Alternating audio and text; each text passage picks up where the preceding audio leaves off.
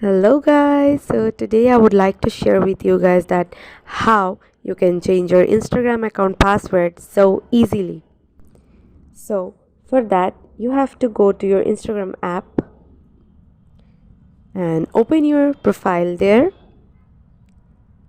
Okay, so now you have to go to your profile and then top right click that three icon.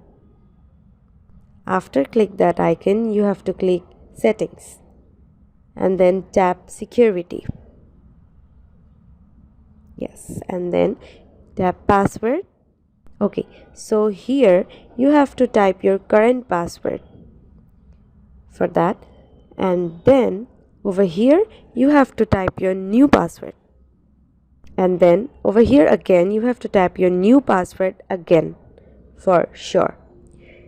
So yeah, that's how you can change your Instagram account password so easily anytime anywhere. Thanks for watching. Bye bye.